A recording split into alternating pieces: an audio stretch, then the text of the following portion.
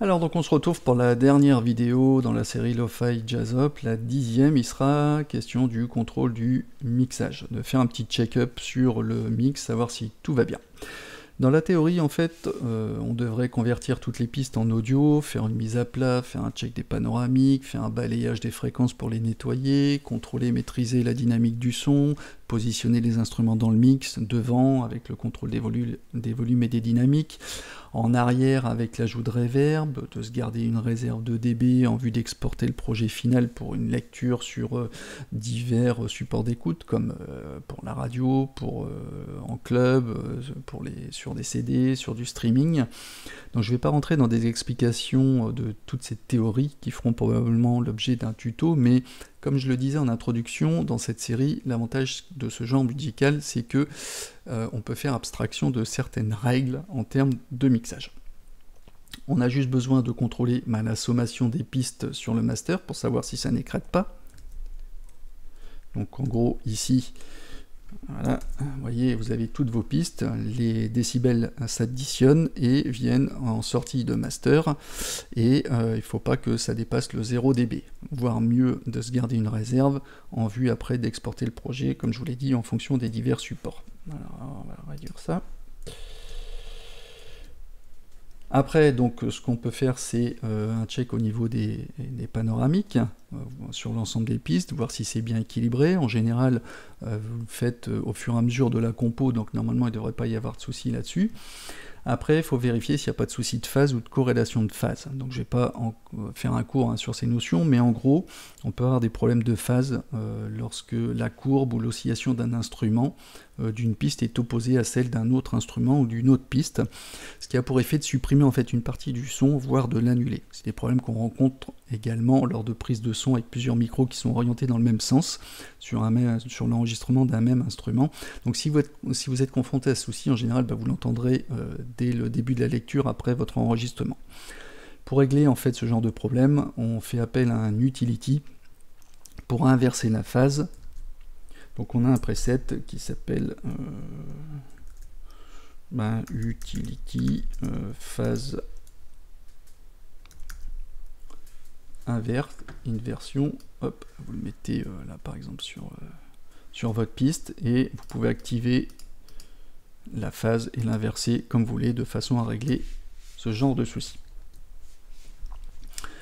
Ensuite, on peut avoir des problèmes de corrélation de phase, si votre son est trop élargi dans le spectre sonore. Pour ça, on a un device gratuit qui s'appelle Corrélation, que vous pouvez télécharger sur le site de Max4Live, qui se trouve ici, Phase Corrélation Meter. Alors, CTRL F, je vais l'appeler Corrélation. Voilà, vous le prenez, vous le mettez sur votre master, et quand vous jouez, ici on a un témoin sur le champ stéréophonique, et ici on a le témoin de corrélation de phase. S'il est entre le 0 et le 1, c'est-à-dire dans le vert, c'est bon. S'il va dans le rouge, c'est que c'est pas bon. S'il y va de temps en temps, occasionnellement, c'est pas grave. S'il y va souvent, c'est qu'il y a un problème de phase, donc il faudra réduire la largeur stéréophonique. Je vais prendre un exemple ici, sur cette partie-là, où je sais que j'ai un instrument qui est sur lequel il y a une grande largeur stéréophonique, et j'irai peut-être dans le rouge. On fait un test, donc j'ai bien mis le corrélation de phase sur le master.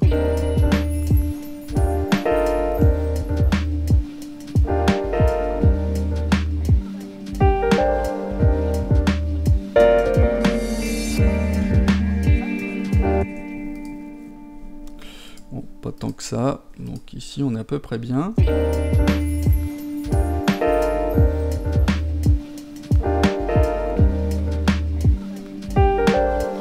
Va un petit peu dans le rouge de temps en temps. Donc si vous avez des soucis avec ça, vous allez directement... Alors, ici c'est un peu amoindri parce qu'on est sur le master, donc on a l'ensemble des instruments. Ce que je veux vérifier, c'est la corrélation de phase sur l'ensemble des instruments. Si par contre je mets le même élément directement sur mon groupe, ici, normalement il devrait être accentué.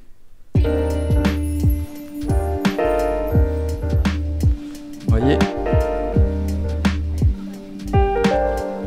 que là, je fais le test de corrélation de phase uniquement sur l'instrument qui a une grande largeur stéréophonique. Donc pour le contrecarrer, si jamais vous avez des soucis, Utility Magic, et on va ici le mettre avant. J'ai raté mon coup.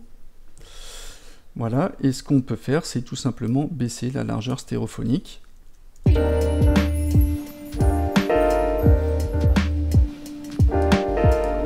Je vais mettre à 70. Alors parfois quand vous réduisez la largeur stéréophonique, vous aurez peut-être l'impression que vous perdez peut-être un peu au niveau du gain, donc on peut compenser. Hein. Par exemple, vous rajoutez 1 dB.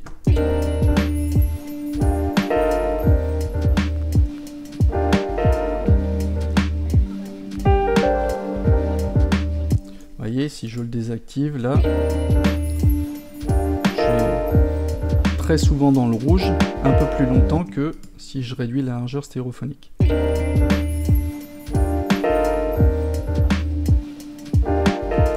Ok, donc c'est un moyen de corriger les soucis. Après, je peux revenir sur le master, mais vous voyez que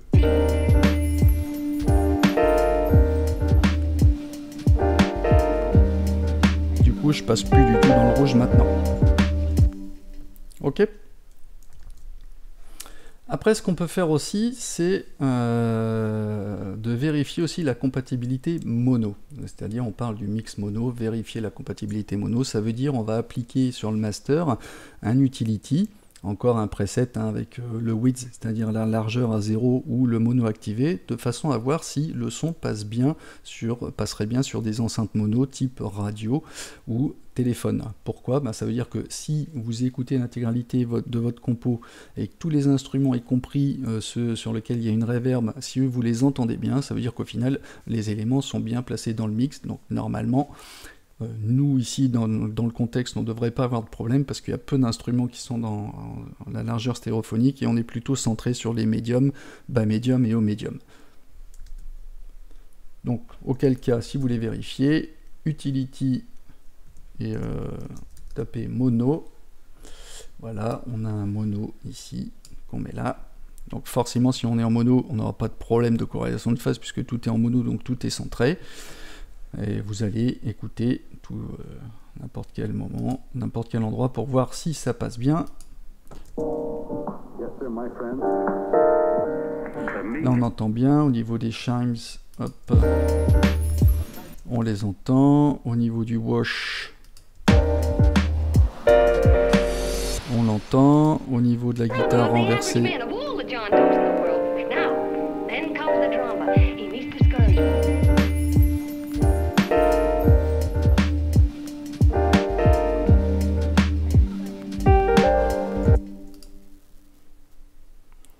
ok, donc on est bien.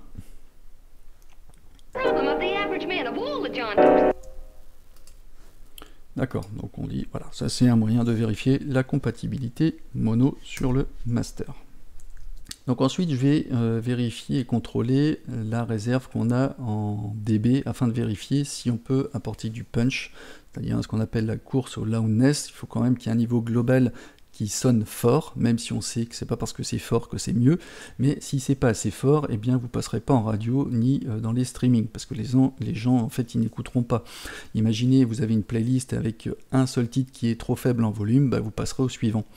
Donc on va faire un tour du côté des presets qu'on a au niveau des racks, puisqu'on a des racks d'effets dédiés au mixing et au mastering, et voir s'il y a des presets qui sont intéressants pour puncher notre son. Et pour ça, on va se positionner en fait sur des instants forts au niveau de la boucle pour voir si tout va bien. Donc je vais me mettre ici, je vais faire une commande L pour être en boucle là où j'ai le plus d'instruments. Je vais mettre sur le master, on va voir en termes de dB, toc, comment on est.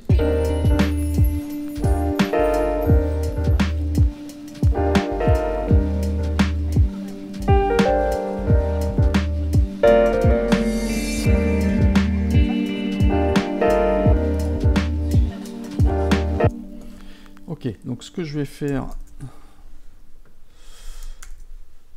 toc, on va aller dans les audio effects, les racks, et on a un module qui est dédié au mixing mastering. Moi j'ai fait une petite sélection. Alors tout va dépendre ici, hein, les presets, le choix des presets en fonction de votre style musical, du style musical que vous avez composé. Hein, moi j'ai fait une petite sélection et je vous propose de les écouter. Alors on va réduire ça pour alléger le visuel. J'avais un premier preset qui s'appelait Car Listening. Voilà, on écoute. Alors, sans l'effet.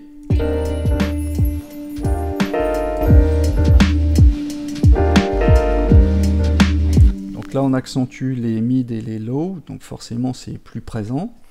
Il est pas mal, celui-là. Ensuite, j'avais pris un plutôt transparent, un EQ compresseur master.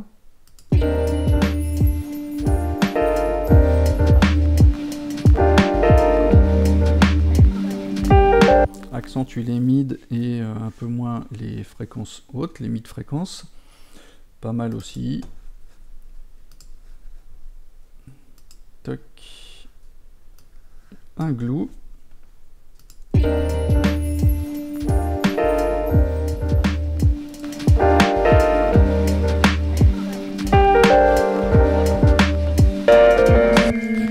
Plus de mid, on est dans le contexte puisque justement on est dans du lo-fi, mais là on va dynamiser encore plus les artefacts, donc peut-être pas adapter celui-là. Après j'ai un Final Glow, lui je crois que c'est un bourrin, lui. On va avoir de l'overdrive et de la saturation.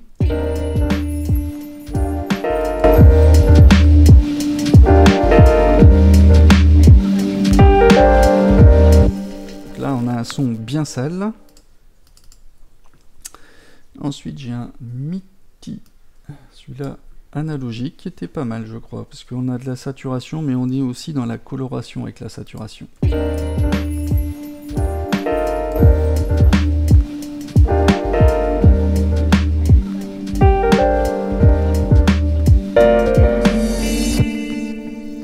Lui j'aime bien, je le garde, il est assez chaud, j'aime bien. Après on a, j'avais un multi-comp, celui-ci.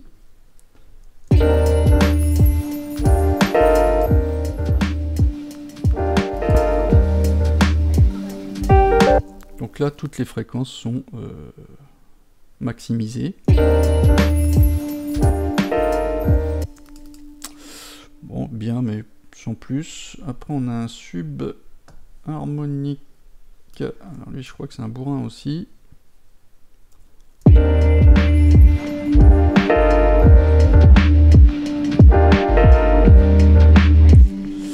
Alors lui, il est chaud aussi.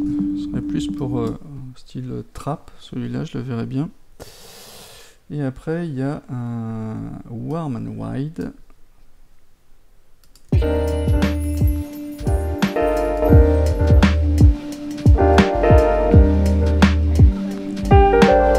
Alors celui-là j'aime bien parce que il apporte, les EQ sont boostés, il y a plus de présence, on accentue en fait les effets lo-fi mais pas trop, on garde de la chaleur et on élargit le son. C'est celui que je trouve le plus approprié. Je vous laisse écouter ça.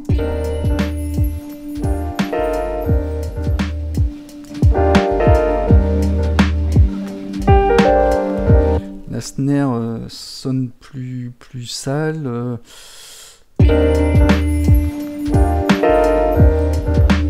C'est plus coloré. On réécoute avec celui-là.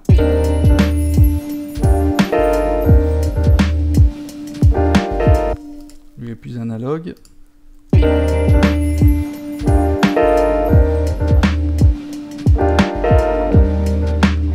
Ouais, la snare claque, elle est bien dans le mix. Hein. Donc, ouais, moi je vais opter pour celui-ci. Donc en fait, ben voilà, je pense qu'on a fait le tour. Donc voilà un exemple de workflow que vous pourrez peut-être utiliser. Donc c'est une méthode de travail parmi tant d'autres, hein. Mais la finalité, c'est de vous montrer qu'il est possible de composer à 100% avec les instruments et les utilitaires d'Ableton Live. On a tout ce qu'il faut à dispo. Je rappelle que j'utilise la version 10 suite d'Ableton Live qui inclut en fait de nombreux packs d'instruments, de samples et d'effets. Et rappelez-vous que tous ces devices, c'est-à-dire tous ces modules, sont optimisés pour Ableton Live et qui consomment moins de ressources CPU, c'est-à-dire au niveau du processeur de votre ordinateur, que des plugins tiers ou indépendants ou étrangers au séquenceur. Donc ben voilà, j'espère que cette série vous aura fait plaisir. Moi je me suis régalé à vous préparer tout ça. Donc si jamais vous vous êtes inspiré de cette série, ben, n'hésitez pas à partager vos compos hein, pour les anciens ou vos instrus pour les plus jeunes. Je serai heureux d'écouter votre travail. Donc laissez-moi vos liens dans la description de cette vidéo. Et ben, je vous dis ciao et à bientôt les amis. Je vous donne rendez-vous pour de nouveaux tutos. Et je vous laisse écouter le projet de A à Z avec ce master.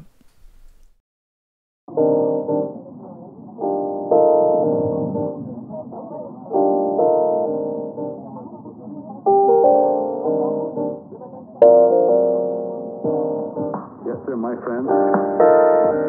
The meek can only inherit the earth when the John Does start loving their neighbors. You better start right now.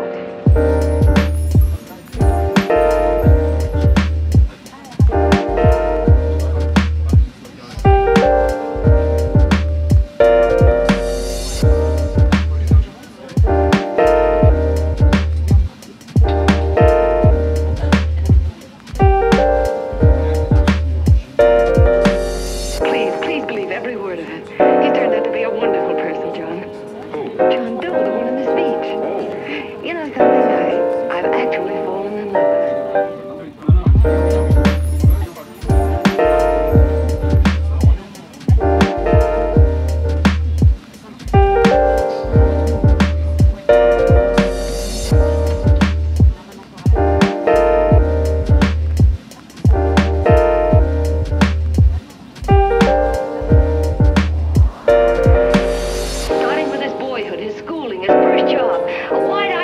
facing a chaotic world, the problem of the average man of all the John Does in the world. Now, then comes the drama. He meets discouragement.